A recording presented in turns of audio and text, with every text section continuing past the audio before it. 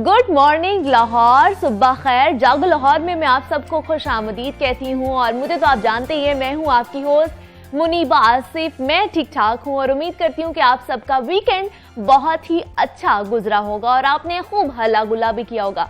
मैं हमेशा आप लोगों से कहती रहती हूँ कि जो आपका वीकेंड होता है ना, उसको भरपूर अंदाज में गुजारा करें, क्योंकि ऊंच नीच हमारी जिंदगी का एक हिस्सा है। जिंदगी में हमें नुकसानात भी उठाने पड़ते हैं और बहुत सी हमारी जो कीमती चीजें होती है ना, हमसे गुम भी जाती हैं, बहुत से कीमती रिश्ते हमसे बिछड़ भी जाते हैं, लेकिन उसके बावजूद हिम्मत और जुर्रत के साथ आगे बढ़ना, जवाबमर्दी से हालात का मुकाबला करने का नाम ही जिंदगी है। और अगर जिंदगी में आजमाइशें ना आए तो शायद जिंदगी का वो मजा भी ना आए, वो तजुर्बात हमारी जिंदगी का हिस्सा ना बन सके जो हमें मजबूत बनाते चलते हैं। तो लिहाजा जिंदगी में आगे बढ़ना सीखिए और जिंदगी से लुत्फ अंदोज होइए। बढ़ती हुई फजाई आलूदगी ना सिर्फ मौसमी बीमारियों की वजह बनती है, बल्कि इंसानी सेहत पर दूरस असरात भी मुरतब करती है। चाइना में फजाई आलूदगी के खतरात को जांचने के लिए होने वाली एक तिब्बी तहकीक में सामने आया है कि फजाई आलूदगी से मर्दों और खवातीन दोनों में बांझपन का खतरा नुमाया हद तक बढ़ सकता है। इस तहकीक में चीन के 18,000 जोड़ों से हासिल होने वाले डाटा का तजर्बा करने पर दरियाफ्त किया गया है कि ऐसे इलाके जहां छोटे ज़रात की आलूदगी की शरह ज्यादा होती है, उनमें बांझपन का खतरा 20% तक बढ़ जाता है। आलूदगी के ज़रात से मर्दों और खवातीन का तौलीदी निज़ाम किस तरह मुतासर हो सकता है और फजाई आलूदगी इंसानी सेहत पर क्या असरात मुरतब करती है, इससे कैसे हम बच सकते हैं, इस पर हमने बात करनी। हमारे साथ मौजूद हैं डॉक्टर रोहिना गुल हैं, जो फर्टिलिटी एक्सपर्ट हैं। डॉक्टर रोहिना, मैं आपको खुश आमदीद कहती हूँ जागो लाहौर में। कैसी हैं आप? ठीक ठाक, आप ठीक हैं? मैं भी ठीक ठाक। डॉक्टर रोहिना, देख रहे हैं हम कि आलमी तहकीक कह रही है कि जो फजाई आलूदगी है उसकी वजह से मर्द और खवातीन में दोनों में बांझपन का मसला बहुत ज्यादा बढ़ा है। तो मुझे बताइए, पाकिस्तान में बांझपन का मसला कितना ज्यादा है? देखो, जनरली पाकिस्तान में तो जो बांझपन है ना, that is quite a lot. 20% of our population जो है वो सब फर्टाइल कपल में है। जहां आप इसको रिलेट करते हैं आलूदगी या स्मॉग के साथ, पोल्यूशन के साथ, as such direct there is no authentic studies कि वो रिलेटेड है कि नहीं। ठीक है। वन ऑफ द कॉज जो स्टडीज ये कहती हैं वो सिर्फ ये है कि because of the pollution, because of the smog infection हो सकता है।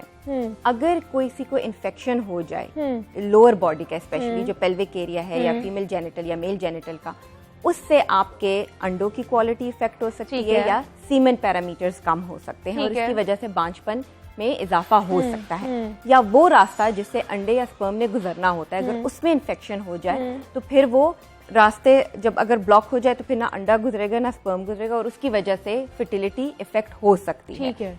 तो अभी तक yes, the people are working on it कि हमें कोई ऑथेंटिक प्रूफ मिल जाए। स्टडीज आ रही हैं चाइना में या ऐसे मुल्कों में जिसमें पोल्यूशन ज्यादा है, दे वर्किंग ऑन इट। लेकिन ऑथेंटिक स्टडी सिर्फ यही है कि जी इन्फेक्शन की वजह से सब फर्टिलिटी हो सकती है। अच्छा, लेकिन मुझे बताइए डॉक्टर रोहिना कि बांझपन की बुनियादी वजूहात क्या हैं? अगर फजाई आलूदगी से हटकर बात की जाए तो बुनियादी बेसिक वजूहात क्या हैं और क्या हमारे खुराक और जो हमारा लाइफस्टाइल है ये भी इसकी वजह से इफेक्ट होता है? हम लोग सब फर्टिलिटी को वजूहात को डिवाइड करते हैं 40% मेल में, 40% फीमेल में और 20% अनएक्सप्लेन्ड, यानी वो वजूहात जिसका हमें पता ही नहीं लग सकता, यानी वो अनएक्सप्लेन्ड इनफर्टिलिटी आ जाती है और उसको ट्रीट करना सबसे मुश्किल होता है। 40% सबसे पहले मेल की मैं बात करूंगी। मेल में सबसे पहले lifestyle, smoking, any addiction to any of the drug या अल्कोहल या कोई भी ड्रग्स आप ले रहे हैं। Importance is the lifestyle. ज्यादातर यहाँ का जो फूड है हमारा, फास्ट फूड है या any food that you are taking, people, मैं जितने भी अभी हम लोग जैसे आजकल फर्टिलिटी में पेशेंट की इन्वेस्टिगेशन करते हैं, कम से कम लाहौर में तो हर बंदे का कोलेस्ट्रॉल लेवल काफी हाई है, बहुत ज्यादा। एग्जैक्टली, हर बंदे का लिपिड प्रोफाइल डिरेंज है। फीमेल्स में भी यही वजूहात हैं, ज्यादातर वेट गेन आ जाता है, पीसीओ आ जाता है, कोई भी बैक्टीरियल इन्फेक्शंस आ जाती हैं, जेनेटिक कॉज भी आती हैं, फिर कोई भी ऐसी वजह जिसकी वजह से अंदरूनी यानी उनकी पैथोलॉजी यानी उनके यूट्रस में कोई मसला होता है या उनके अंडे सही नहीं क्वालिटी के बनते, ये वजूहात हो सकते हैं आपके मेल एंड फीमेल इनफर्टिलिटी के। तो मुझे बताइए डॉक्टर रोहिना के शादी के कितने देर बाद डॉक्टर्स का रुख कर लेना चाहिए जोड़े को, शादीशुदा जोड़े को, अगर उनकी औलाद नहीं हो रही?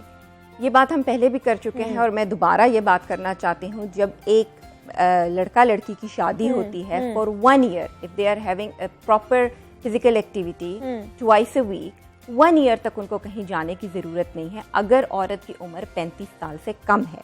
ठीक है। अगर औरत की उम्र 35 साल से ज्यादा है then we take this time span of 6 months.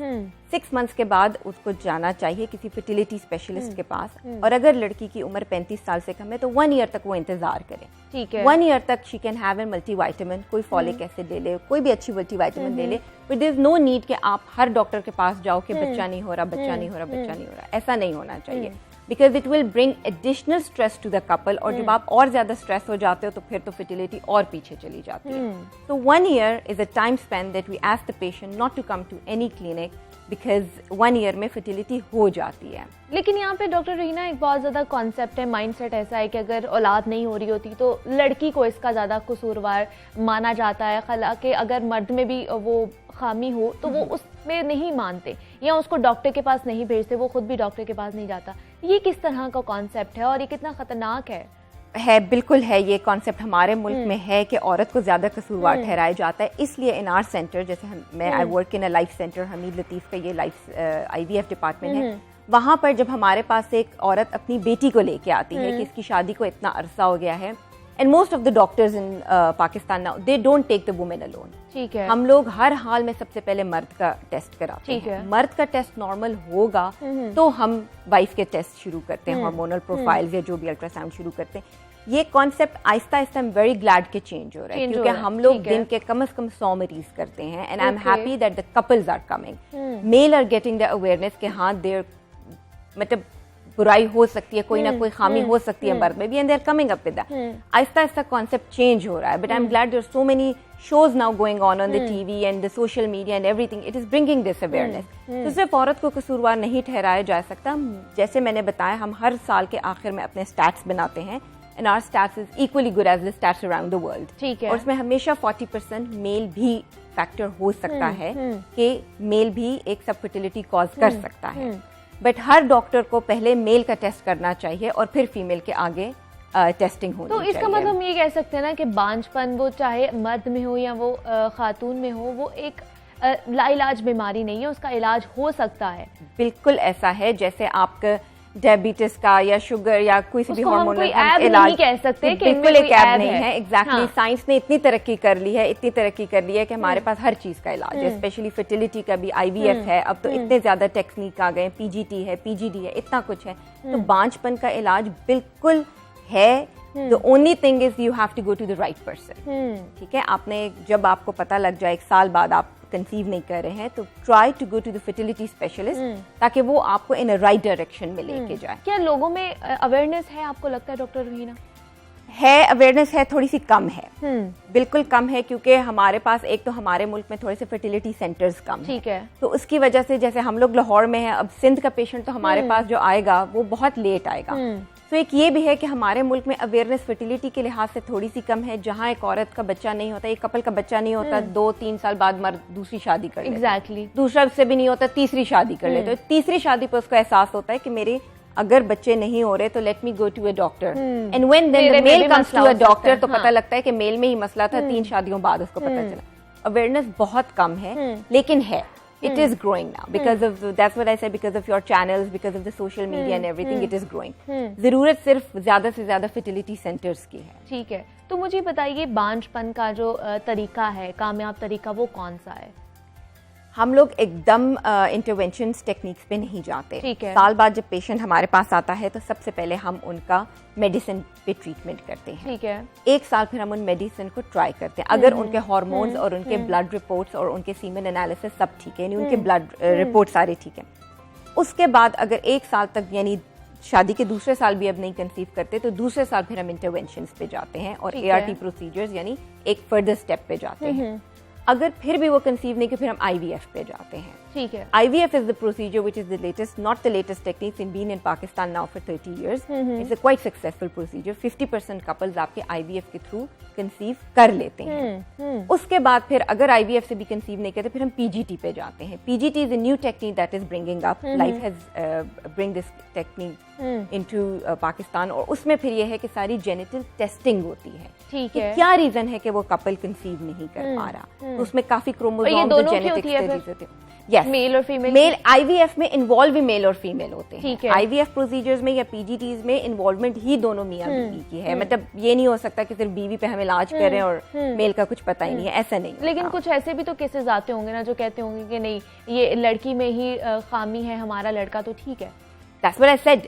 हमारे यहाँ पर हम काउंसलिंग कराते हैं। So we have a counsellors in our centres. ठीक है, हम सिर्फ बीवी की काउंसलिंग नहीं करते। अगर वो कहे कि मैं ठीक हूँ, हम कहते हैं बुलाएं सबको, अपनी सास को बुलाएं, अपनी माँ को बुलाएं, क्योंकि बहुत से ऐसे केसेस हमने डॉक्टर रहीना देखे हैं कि तलाकों तक बात पहुंच जाती है। बिल्कुल ऐसा कि बच्चा नहीं हो रहा तो इसकी मसला होगा कोई, इसको तलाक दे के घर बैठा दो। बिल्कुल ऐसा है, और इसलिए हम कहते हैं, हम उनको समझाते हैं कि अपने बेटे को बुलाएं या जो भी है उनको बिठाते हैं, कपल को हम घंटा घंटा काउंसलिंग करते हैं। एंड आई एम ग्लैड कि वही वाली बात की अवेयरनेस इतनी हो गई है कि लोगों को समझ आ जाती है बात। यही बता रही हूँ कि हम दिन के 100 पेशेंट्स करते हैं, 100 में से 90 ऐसे पेशेंट्स होते हैं जिनको बात समझ आती है। अगर 10 उन मरीजों को नहीं समझ आती तो हम घंटे के बजाय 2 घंटे उनको देके समझाते हैं। करना बड़ा मुश्किल होता है। मुश्किल तो है, लेकिन हम लोग अब इतने माशाल्लाह ट्रेंड हो चुके हैं कि हम कन्विंस कर लेते हैं उनको। मेल को ज्यादा कन्विंस करना मुश्किल होता है या उसकी फैमिली को?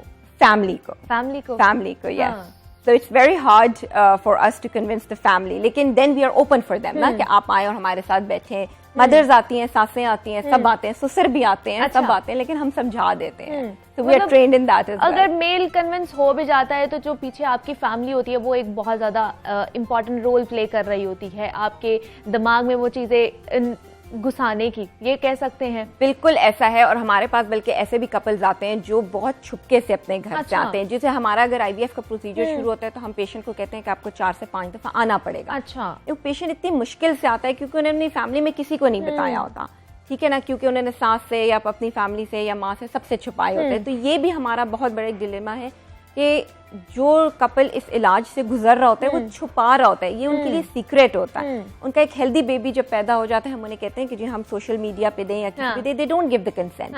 Why? Because they are hiding this thing. वो औरत अपने ऊपर ये एक धब्बा नहीं लगवाना चाहती कि जी मेरा आईवीएफ से बेबी हुआ है, हालांकि it's just a procedure, it's just a treatment. जैसे आप अगर शुगर की मेडिसिन ले रहे हो तो इसमें छुपाने वाली तो कोई बात नहीं है ना। तो इसलिए through your channel I want to convey this message कि आईवीएफ कराना या फर्टिलिटी का इलाज कराना is not something bad, it's something कि आपको थोड़ा बहुत मसला है और आप उसका इलाज करवा रहे हो, दैट्स इट। और कितना टाइम लगता है डॉक्टर इसको इलाज को? आईवीएफ का प्रोसीजर बेसिकली 4 to 6 वीक्स का है। ठीक है, 4 से 6 हफ्ते लगते हैं, उसमें 4 से 6 विजिट्स होते हैं, सब मियाँ बीवी की टेस्टिंग होती है और उसके बाद उनको इंजेक्शंस लगाए जाते हैं, अल्ट्रासाउंड्स होते हैं, मॉनिटरिंग होती है, फिर उनके वो जो फॉलिकल्स हैं उनको हम रिट्रीव करते हैं और लैब में फिर सारा काम होता है। लैब में फिर उनके बीज तैयार यानी एम्ब्रियोस तैयार होते हैं। अच्छे एम्ब्रियोस बने तो फिर हम ट्रांसफर कर देते हैं। और कामयाबी का कितना रेशो है इसमें?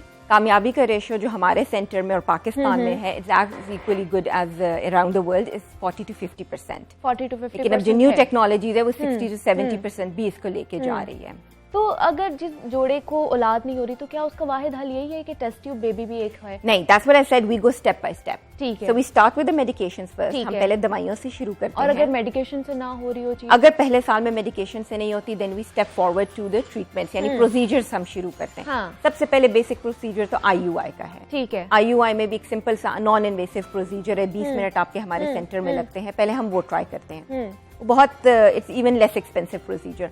अगर वो आईयूआई से कंसीव नहीं करते, 2 से 3 हम आईयूआई कराते हैं, अगर उससे भी कंसीव नहीं करती then we step up to the IVF, because IVF is a major procedure then. ठीक है, it's an expensive procedure, time consuming है थोड़ा सा, तो इसलिए दैट इज द। और उसमें कितना टाइम लगता है आईवीएफ में? That is 4 to 6 weeks. ठीक है, आईवीएफ इज 4 to 6 वीक्स। मतलब अगर पूरा आप प्रोसीजर करवा भी रहे हो तो वो इतने टाइम में हो जाएगा? 4 to 6 वीक में हो जाएगा। And again I want to convey the message कि उसमें आपका कोई हॉस्पिटल में एडमिशन नहीं है, अच्छा, कोई ऐसे सर्जरी नहीं है, कुछ नहीं है। बाज लोगों का ये कॉन्सेप्ट है कि अगर मैं आईवीएफ कराऊंगा तो थ्रू आउट लाइफ फिर मुझे आईवीएफ कराने पड़ेंगे, ऐसा नहीं है। बहुत से ऐसे लोग होते हैं जो एक बच्चा उनका आईवीएफ से होता है तो अगला बच्चा उनका नेचुरल हो सकता है if there is an unexplained infertility. तो आईवीएफ कोई ऐसा मेजर सर्जिकल प्रोसीजर नहीं है, इट्स अ वेरी माइनर सा प्रोसीजर है, 4 से 6 हफ्तों का उसमें लग जाते हैं। लेकिन अगर डॉक्टर रहीना अगर देखा जाए तो पाकिस्तान में अगर बात की जाए तो मर्द या ख्वातीन इन दोनों में से किन में ज्यादा बांझपन की जो है वो रेशो है? That's what I said, 40% male and 40% female. In fact, last year जब हमने stats अपने बनाए थे अपने सेंटर के, तो हमारे तो मेल के ज्यादा आए थे. अच्छा. मेल में ज्यादा बांझपन आ रहा है because of all that smoking and lifestyle and everything. और या मे भी हो सकता है कि पहले stats ना बनते हो, अब stats बनना शुरू हो गए हैं. So it is equal around the world. तो हमारी डाइट का कितना रोल है इन सब चीजों पे? Diet plays a major role. As I said कि लाहौर में तो जिसका भी आप ब्लड टेस्ट कराने लिपिड प्रोफाइल डिरेंज होते हैं. So make sure you take a very healthy diet. ज्यादा से ज्यादा पानी पिए, वर्जिश जरूर करें. So 15 minute 20 minutes walk every day would save you from lot of further procedures. अगर आप रोजाना वॉक करें, थोड़ी सी कम डाइट लें, मतलब चीनी, चपाती, ये चीजें बिल्कुल छोड़ दें. अक्सर पेशेंट्स आते हैं कि मैं तो कुछ नहीं खाती, मैं तो एक चपाती सुबह खाती हूँ, एक दोपहर को खाती हूँ, एक रात को खाती हूँ. 3 चपातियां इन अ डे बहुत ज्यादा है. अच्छा. तो try to reduce the chapati thing. चीनी कम करें, मीठा कम करें, ठीक है. ज्यादा से ज्यादा protein diet. For women protein diet is very healthy. Protein diet को हम किस तरह एक्सप्लेन करते हैं कि ज्यादा से ज्यादा अंडों की सफेदियां, ठीक है, उसमें दालें आ जाती हैं, उसमें आ जाती है आपकी हरे पत्तों की सब्जियां, ये सारी मछली, चिकन, व्हाइट मीट, ये सारी प्रोटीन्स हैं. Then antioxidant food is very important for them, क्योंकि वो भी आपके स्पर्म्स और एग को बहुत अच्छा क्वालिटी कर देती है. एंटीऑक्सीडेंट में ज्यादातर बेरी फूड्स आ जाते हैं. स्ट्रॉबेरीज हो जाती हैं, ब्लूबेरीज हो जाती हैं, यही सब्जियां हो जाती है. So prefer to have more fruits and vegetables rather than कि हम प्रॉपर ऑयल वाले खाने खाएं. तो क्या डॉक्टर रहीना हम जैसे खुद ही अद्वियात का भी इस्तेमाल कर लेते हैं, यूजेज ऑफ मेडिसिन खुद भी, आपको पता है यहाँ पे बहुत ज्यादा है कि आपको अगर सर दर्द हुआ है या कुछ बुखार हुआ है तो आपने घर से निकाल के मेडिसिन का यूज कर लेना, तो क्या इसकी वजह से भी बांझपन होता है? There are lot of medications which would थोड़ा सा आपके क्वालिटी ऑफ द एग और स्पर्म को इफेक्ट करती है, and that's why self medication जो है वो नहीं करनी चाहिए. यहाँ तो अब मेडिसिन इतनी आसान से अवेलेबल है. अगर 3 महीने में किसी को कंसीव नहीं होता तो वो जाके अपनी स्टिमुलेशन की मेडिसिन भी ले लेती है कि मेरा इससे अच्छा अंडा बनेगा and all that.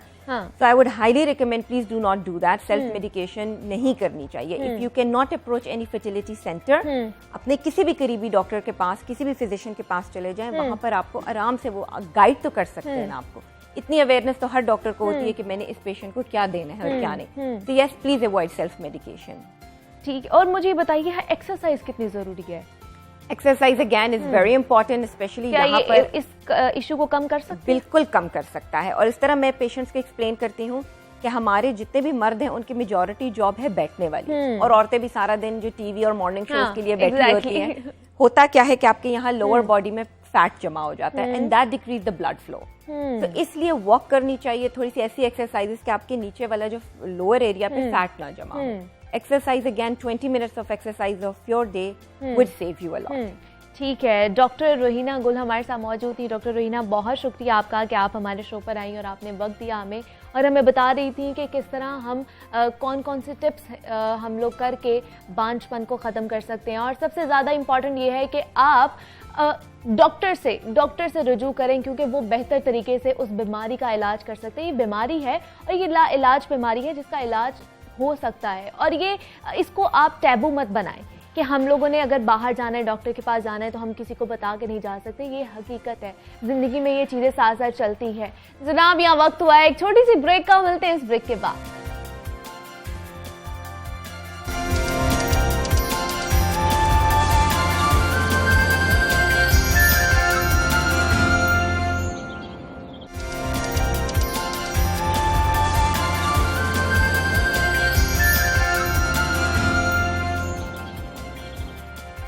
Welcome back जनाब, and a very good morning to you all. लगन, जुस्तजू, अज़्म और बुलंद हौसला रखने और कामयाबी के झंडे गाड़कर पाकिस्तान का नाम रोशन करने वाली Zara Naeem Dar association of chartered certified accountants की तलबा ने फाइनेंशियल रिपोर्टिंग इम्तिहान में वर्ल्ड रिकॉर्ड सेट कर लिया है.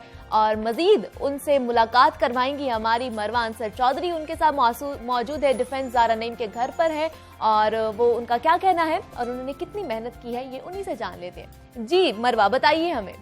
जी बिल्कुल, इस वक्त मैं मौजूद हूँ डिफेंस में, और हमारे साथ एक ऐसी होनहार स्टूडेंट मौजूद हैं जिन्होंने दुनिया भर में पाकिस्तान की शनाख्त को रोशन कर दिया है, और अपने वालिदैन को का जो सर है वो भी फ़ख्र से बुलंद कर दिया है.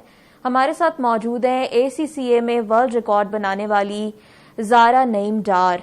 ज़ारा नईम डार आजकल बहुत ही ज़्यादा खबरों का हिस्सा भी हैं, क्योंकि जो काम उन्होंने कर दिखाया है वो जाहिर है पाकिस्तान की बेटी होने पर उन्हें यकीनन फ़ख्र है और पाकिस्तान के लोगों को उन पे फ़ख्र है।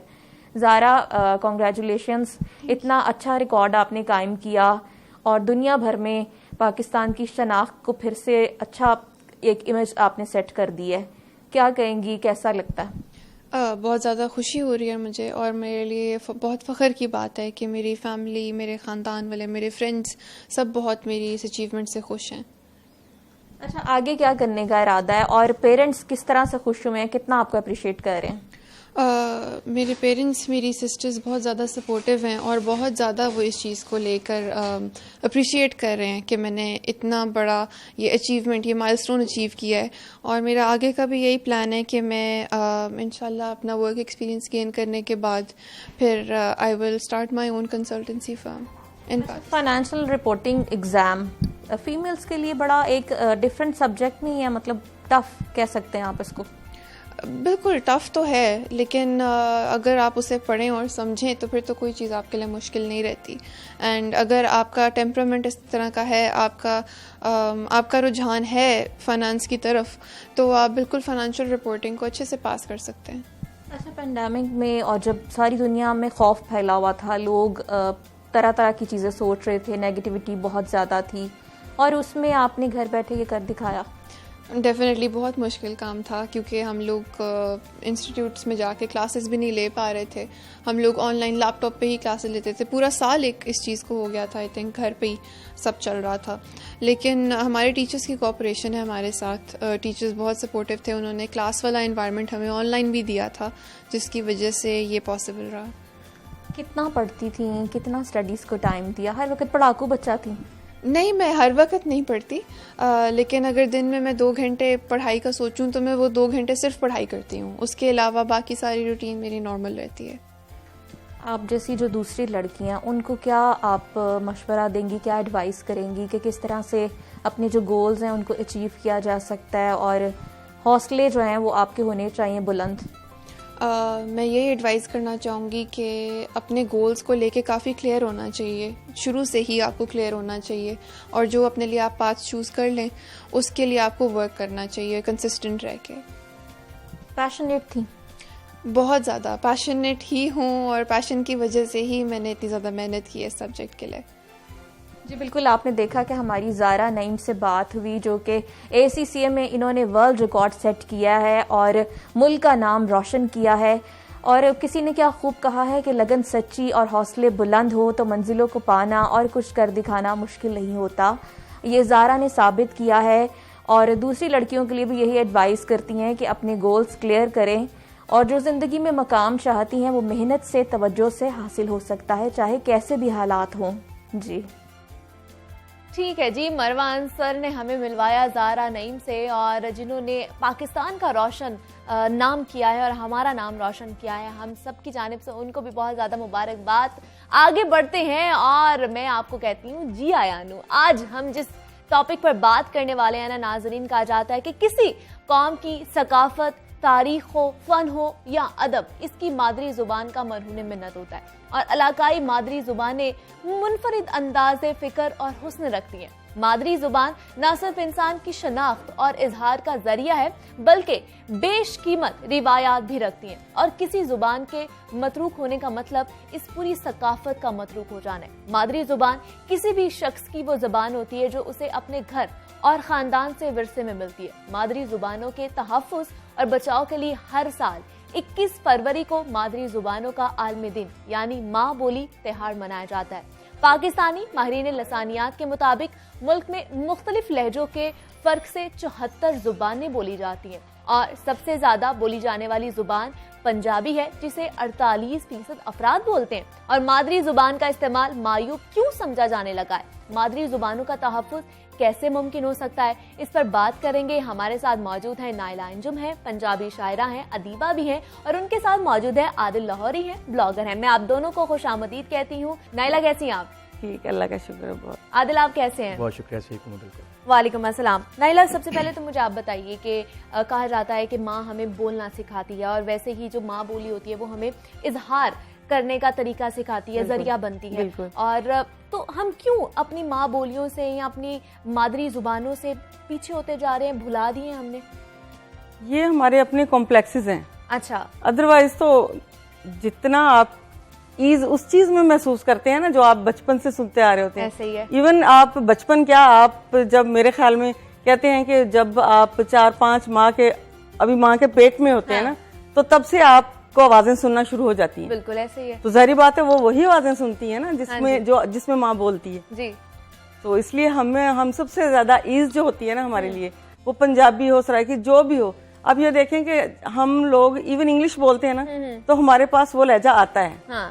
जो हमारी मादरी जुबान बिल्कुल होती ऐसे ही है, है। उससे तो हम भाग सकते ही नहीं। बिल्कुल।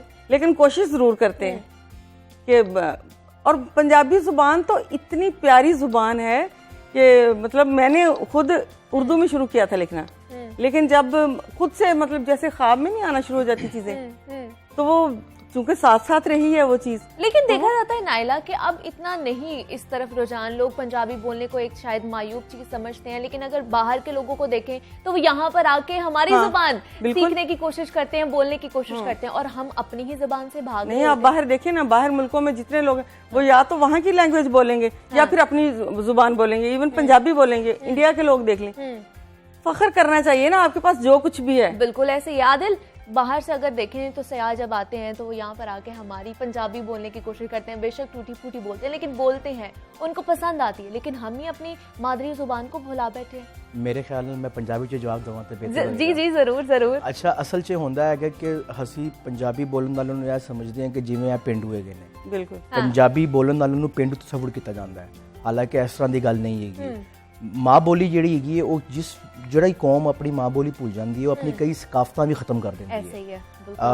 ਤੁਸੀਂ ਪੰਜਾਬੀ ਦੀ ਗੱਲ ਕਰੋ, ਸਾਡੇ ਕੋਲ ਬਿਹਤਰੀਨ ਜਿਹੜੇ ਮਾਈਏ ਟਿੱਪੇ ਵੇਖ ਲਓ ਪੰਜਾਬੀ ਦੇ ਅੰਦਰ ਹੈਗੇ ਨੇ। ਤੁਸੀਂ ਦੁਨੀਆ ਦੇ ਅੰਦਰ ਕਿੱਥੇ ਵੀ ਢੋਲ ਲਾ ਦਿਓ, ਪੰਜਾਬੀਆਂ ਦਾ ਭਾਵੇਂ ਗੋੜਾ ਹੈਗਾ, ਭਾਵੇਂ कोई पिशोरी है, भावे कोई लोहरी है, और सारे उत्ते भंगड़ा पान लग पैंदे ऐसे ही है, ऐसे ही है। तो ज़बान की जो अहमियत है वो उसके कल्चर के साथ भी है, उसकी सकाफत के साथ भी है और इंसान के साथ भी है। लेकिन हम लोग यहाँ पे, जैसे मैडम ने बिल्कुल बात की कि हम लोग उसमें आसानी फील नहीं करते, या हमें ये सिखाया ही नहीं जाता कि आप इस ज़बान बोलेंगे आपकी इज्जत बढ़ेगी।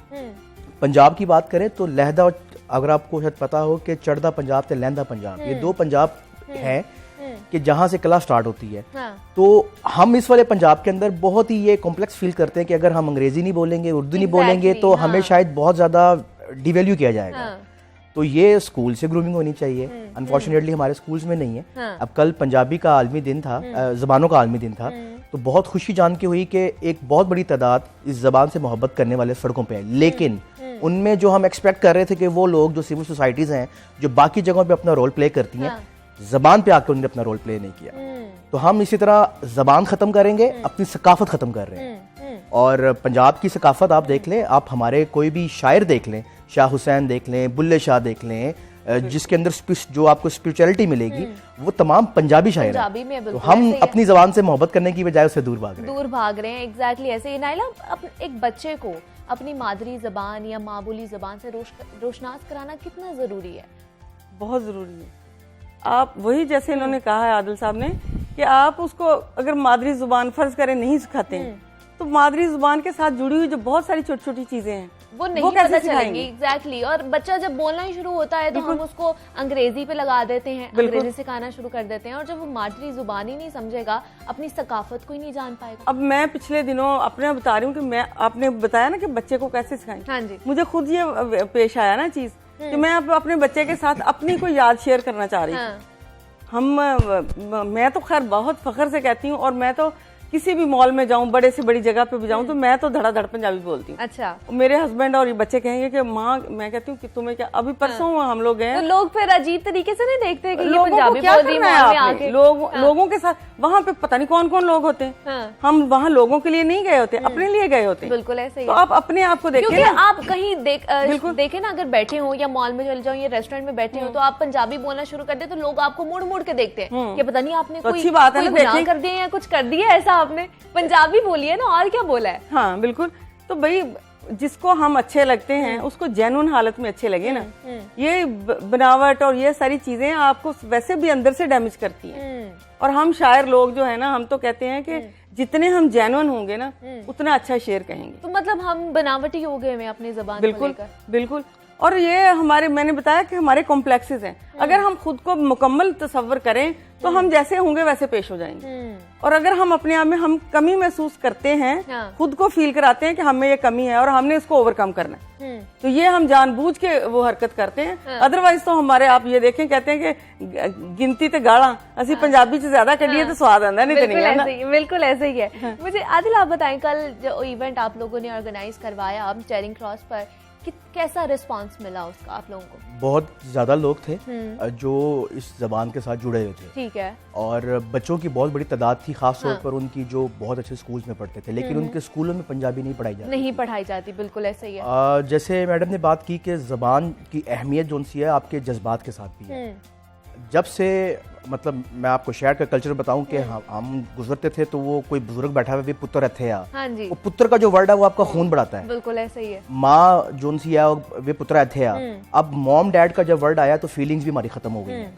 तो जबान जहाँ पे लोग कुछ हेजिटेट फील करते हैं, मतलब मैंने ये अपना ट्रेडिशनल ड्रेस पहना हुआ है, मुझे बड़ा फख्र है कि मैं दूर से कहीं ना कहीं तो पंजाबी तो लगूंगा ना। मैं अगर जबान नहीं बोल रहा तो अपने लिबास की वजह से पंजाबी लगूंगा। और मुझे फख्र है कि हमारा पंजाब का एक जो सा है वो एक उसकी रवायत है, उसका कल्चर है जिसको लेके चलना चाहिए। कल के इवेंट के अंदर भी बेशुमार लोग आए हुए थे जिन्होंने टर्बन पहने हुए थे, शिमले पहने हुए थे, भंगड़े वहां पर हुए हैं। इसके साथ साथ परांदे वाली लड़कियां भी आई हुई थी। तो एक बड़ा जबरदस्त हमारा पंजाब का कल्चर, लेकिन अफसोस वो सिर्फ एक दिन के लिए रहा। लेकिन फिर हम क्यों, अगर इस तरह के इवेंट्स भी होते हैं आदिल, तो फिर हम क्यों पीछे होते जा रहे हैं अपने इन चीजों से, अपने कल्चर से? ये जिम्मेदारी रियासत की है। ठीक है। कि पंजाबी एक चैनल कभी लॉन्च हुआ था, खत्म हो गया। लोगों को अवेयरनेस देने के लिए कि पंजाब की रवायतें क्या क्या थी। जैसे आप मुख्तलिफ दुनिया के ममालिक में जाएं तो वो अपने नेटिव लैंग्वेज के अंदर उसकी ट्रांसलेट भी करते हैं, लोगों को बताते भी हैं। चाइनीज देख लें, ईरान देख लें आप, कि ईरान में लोगों को अंग्रेजी नहीं आती।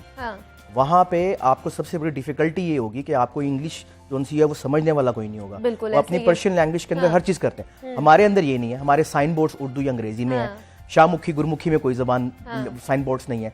तो जब अवेयरनेस आप खुद नहीं दे रहे होंगे तो लोग तो नहीं सीखेंगे। कोई पंजाबी इंस्टीट्यूट तो मौजूद है, पंजाबी के शोज भी होते हैं, लेकिन वो बहुत लिमिटेड तौर के ऊपर है। जैसे कल मदर डे था तो आप पंजाबी का एक अलग से डे बनाया जाए जिसके अंदर आप इस जबान को प्रमोशन के लिए बहुत से चीजें जो उनसे वो की जा सकती है। नाइला, आप क्या कहती हैं? हमारी रियासत की जैसे उन्होंने बात की है, तो उस पे क्या जिम्मेदारी बनती है? अब हमारा बच्चों को नहीं पता। बिल्कुल, स्कूल के साथ भी हमारा है ना, मैं मतलब एजुकेशनिस्ट भी हूँ। अच्छा। तो बच्चे, इवन हम लोग खुद ये इम्प्लीमेंट करते हैं कि अगर कोई बच्चा, अब मेरी जूनियर का एक बच्चा प्रेप में था तो वो ना बहुत ज्यादा, वो शायद उसकी है जुड़त इतनी, तो वो बहुत ठेठ पंजाबी बोलता है। दो चार वो कहता है कि वो मतलब उस घर वो प्रोने आ गए। अच्छा, टीचर ने फौरन से कहा कि ये क्या बात इसने की है। दूसरे बच्चों को तो समझ नहीं आई कि क्योंकि लफ्ज, हालांकि ये कोई चीज है भला, उसने कह दिया।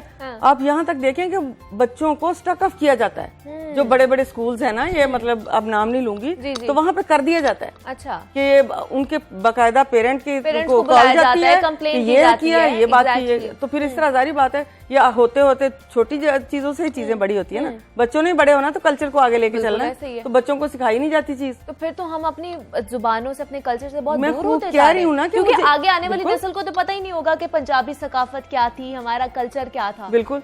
तो क्या हमें तालीम के अंदर नहीं इसको एक तो हमें ये ना कि जैसे हमने उर्दू को लाजमी करार दिया और इंग्लिश को लाजमी करार दिया, तो हमें कुछ ना कुछ हिस्सा तो उसका भी रखना चाहिए।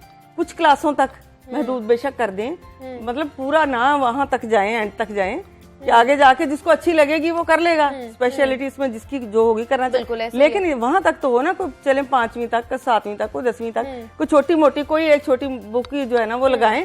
हमारे पास आएगी, ये चीज आएगी, शुरू करेंगे तो फिर आगे जाएंगे। बिल्कुल ऐसे ही है, शुरू की जाती है तभी होती है। आदिल, पहले हम देखते थे पंजाबी फिल्में बनती थी, ड्रामास भी बनते थे इस पे, लेकिन अब वो सारी चीजें खत्म होती जा रही है। तो अगर ये चीजें हो जाएंगी तो फिर पंजाबी तो मादूम हो जाएगी ना। बिल्कुल, जैसे मैडम ने बात की कि हमारे यहाँ पे जो पंजाबी का जो सब्जेक्ट है वो लाजमी नहीं है, इंग्लिश कंपलसरी है हमारे कंपलसरी है, ठीक है। इस तरह पंजाबी को मतलब ऑप्शनल में आपने दे दिया और जिसने बीए पास करना है वो ऑप्शनल पंजाबी रख लेगा। और पंजाबी वाहिद ऐसी ज़बान है, मैं आपको बताता हूँ कि जो पेपर में आप लिखते हैं वो लिखने के बाद आप दोबारा खुद नहीं पढ़ सकते कि आपने क्या लिखा है। तो लोग पंजाबी इसलिए रखते हैं कि आपको मार्क्स ज्यादा मिलते हैं, शीटें बढ़ी जाएं। वो पंजाबी पढ़ने वाले का भी इतना टाइम नहीं है कि वो आपकी शामुखियां सीधी करेगा।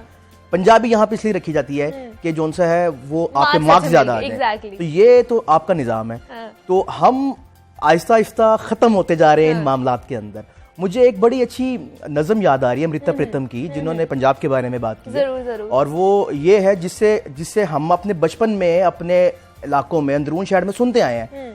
और वो ये थी कि अज आखा वारस शाह नु किथों कबड़ा विचों बोल ते अज किताबे इश्क दा कोई अगला वड़का फोल, एक रोई सी ती पंजाब दी तू लिख लिख माड़े वैन, अज लखां धीयां अड़ोंदियां तैनू वारस शाह नु कहन, उठ दर्द मंदा दे दर्दिया अज तक अपना पंजाब, अज वेले लाशा विछियां ते लहू दी पड़ी चनाब, अज सबो कैदो बन गए कोई हुस्न इश्क दे चोर, अज किथों ले आइए लब के तैनू वारस शाह एक होर, तैनू वारस शाह एक होर। साढ़े ते कोई दोबारा वारिस शाह नहीं आ सकता। बेशक ऐसे ही है, कोई नहीं आ सकता। चलने वाले साथ लेके चलने वाले लोग अब बहुत कम रह गए। बेशक ऐसे ही है। तो नाइला, हम जैसे देखते हैं कि बाहर के लोग आके हमारे कल्चर को इतना ज्यादा प्रमोट करते हैं, है इतना खूबसूरत कल्चर। बेशक ऐसे ही है, तो हम ही नहीं करते ना।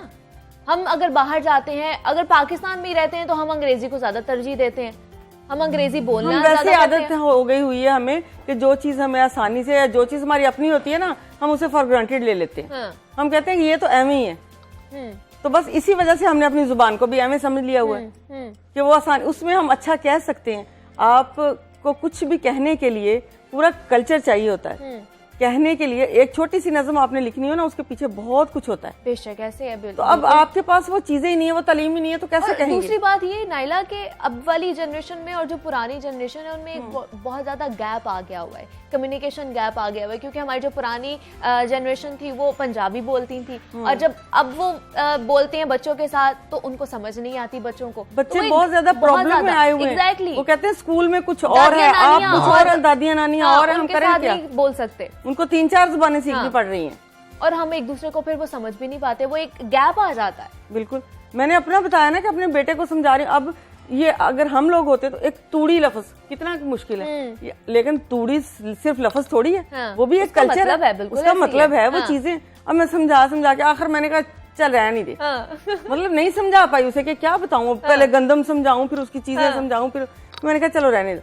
अब ये चीज एक दफा आपने विजुअली आपने देखी हुई हो तो कितना, लेकिन हम कल्चर दिखाते ही नहीं उन्हें। उस मौसम में ले जाएं हम, मतलब बेशक शिफ्ट हो चुके हुए हैं, तो अगर हम लोग खुद ही नहीं करेंगे तो फिर हम दूसरों को क्या कहेंगे? कैसे हम दूसरों को भी नहीं कह सकते क्योंकि हम भी नहीं वो चीज कर रहे होते। आदर मुझे बताइए, अगर हम अपनी कल्चर को या अपने इन चीजों को रोशनास कराएं तो बाहर के कितने सयाह हैं जो यहाँ पे और ज्यादा अट्रैक्ट होंगे और यहाँ पे आने की कोशिश करेंगे? देखिए, अगर चीजें मौजूद रही तो बहुत ज्यादा, जैसे देखें कि अखाड़ा कल्चर है, पंजाब के लोग हैं वो अखाड़े से बड़े बड़े नामवर पहलवान पैदा किए हैं पंजाब ने।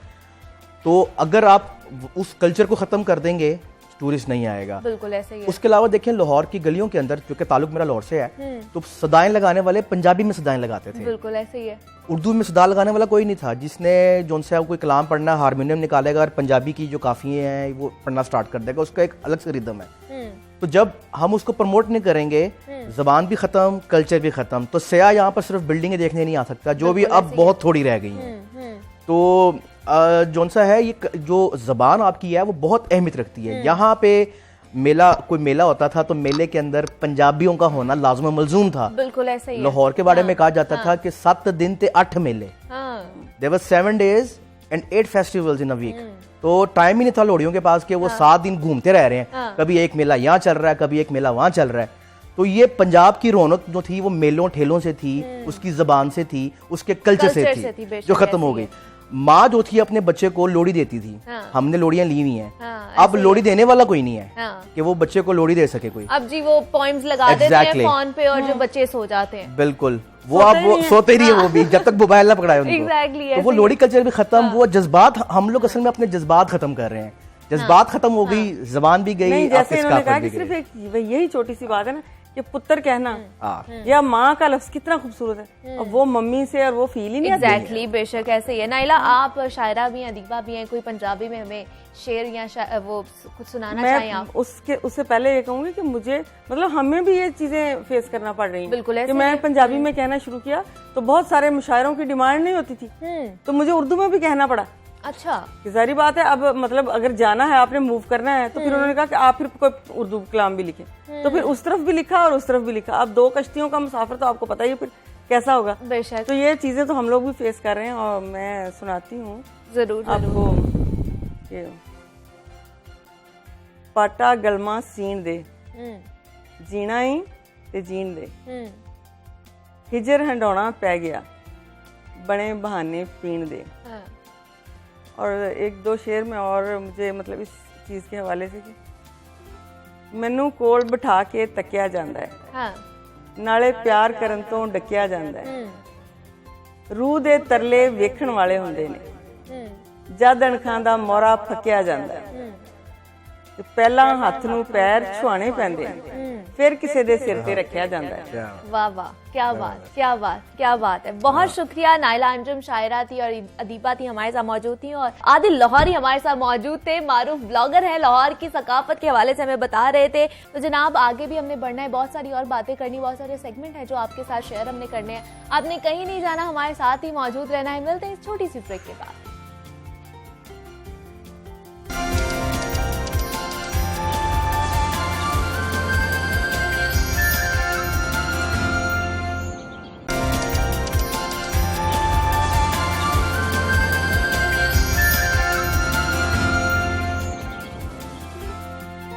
वेलकम बैक टू जागो लाहौर। नाजरीन, जब भी हमें किसी मुश्किल का सामना करना पड़ता है, तो किसी के साथ कोई हादसा पेश आता है, तो हमारे जहन में सबसे पहले जो नाम आता है वो है रेस्क्यू 1122 का। रेस्क्यू 1122 मुश्किल की हर घड़ी में मुसीबत ज़दा अफराद को मुफ्त सहूलियात फराहम करने वाला पाकिस्तान का वो वाहिद इदारा है जिसके अहलकार अपनी जान की परवाह किए बगैर एक फोन कॉल पर आवाम की खिदमत के लिए मौके पर पहुंच जाते हैं। हादसात हो या कुदरती आफात, दहशतगर्दी हो या कोरोना की वबाई सूरत हाल हो, रेस्क्यू अहलकार अपना फरीजा एहसन तरीके से सरअंजाम दे रहे हैं, और ये इदारा वक्त के साथ साथ खुद को बहुत ज्यादा इम्प्रूव भी कर रहा है। अवाम की सहूलत को मद्देनजर रखते हुए नए नए इकदाम किए जा रहे हैं इनकी तरफ से, और सड़कों पर ट्रैफिक और तंग गलियों की वजह से हादसात और दीगर नाखुशगवार वाकयात में बर वक्त इब्तदाई तिब्बी इमदाद न मिलने की वजह से मुतअद्दिद अफराद की हलाकत हो जाती है। इस अमर को मद्देनजर रखते हुए कुछ अरसा पहले मोटरसाइकिल एम्बुलेंस सर्विस भी मुतारिफ करवाई गई थी। अब रेस्क्यू की जानिब से एक और ऐसा इकदाम उठाया गया है। अब रेस्क्यू 1122 की जानिब से कैडेट कोर ऐप लॉन्च कर दी गई है, और ऐप के जरिए तलबा खुद को रजिस्टर करवाएंगे। इस तरह तलबा भी रेस्क्यू 1122 के मुआवन बन सकते हैं। और ये ऐप किस तरह काम करेगी, इससे क्या क्या फवाइद हमें हासिल होंगे, इस पर बात करनी है। हमारे साथ मौजूद हैं DG rescue doctor Rizwan Naseer साहब। सर, आपको मैं खुशामदीद कहती हूँ। कैसे हैं सर आप? ठीक ठाक। सर, सबसे पहले तो हमें इस ऐप के हवाले से बताइए कि रेस्क्यू कैडेट को इसका मकसद क्या था बनाने का, और ये किस तरह रेस्क्यू 1122 की इस्तेदाद में इजाफा करेगी। रेस्क्यू 1122 ने अब तक 90 लाख से ज्यादा लोगों को रेस्क्यू किया ठीक है है, सर। और अगर डेली बेसिस पे देखें तकरीबन 3000 लोग जो थे वो इमरजेंसीज आती थी, और उसमें अगर देखें 900 के करीब ट्रैफिक हादसा थे। अब जब ऐसी कोई घर में इमरजेंसी होती है या सड़क पे इमरजेंसी होती है आपके साथ, तो लोग अगर खुद फर्स्ट एड देना जानते होंगे तो बहुत सारे नुकसानात से या ज़्यादा उसकी शिद्दत से बच सकते हैं। बल्कि अगर हार्ट अटैक हो गया तो उसी वक्त CPR शुरू कर दें तो उसकी ज़िंदगी बचा सकते हैं। इतना बड़ा एक फ़र्क है। तो आपको याद होगा कि पहले NCC हुआ करती थी, हमने उसी तर्ज के ऊपर ये RCC शुरू किया, रेस्क्यू कैडेट कोर। और इसका मकसद ये है, इसके हमारे 3 लाइंस हैं। एक आम शहरी जो सीख सकता है वो हमारा अगर सिर्फ ये जाए, इसका नाम है रेस्क्यू कैडेट कोर। ये गूगल के प्ले स्टोर पे आप जा सकते हैं, वहां पे जाके आप इसको डाउनलोड कर दें। वहीं पे हमने बहुत आसान सी वीडियोस हैं उर्दू जुबान के अंदर, वो आप देखेंगे तो आपको समझ आ जाएगा कि अगर किसी का दिल बंद हो गया तो उसको मुतहरिक किस तरह करना है, किस तरह चेस्ट कंप्रेशन करनी है, किस तरह CPR करनी है, किसी की ब्लीडिंग हो रही है तो उसको किस तरह से बंद करना है। ये ना हो कि एक जवान बंदा सिर्फ हादसा हो और सिर्फ ब्लीडिंग की वजह से वहां पे उसका इंतकाल हो जाए। तो अगर सिर्फ आप उसको टाइट करके उस वक्त बैंडेज कर देंगे तो शायद उसकी जिंदगी बचे। तो इसलिए ये चीज़ें समझाने के लिए और ये चीज़ें हमने सिखाने के लिए हमारा ऑब्जेक्टिव ये है कि लोग जाएं।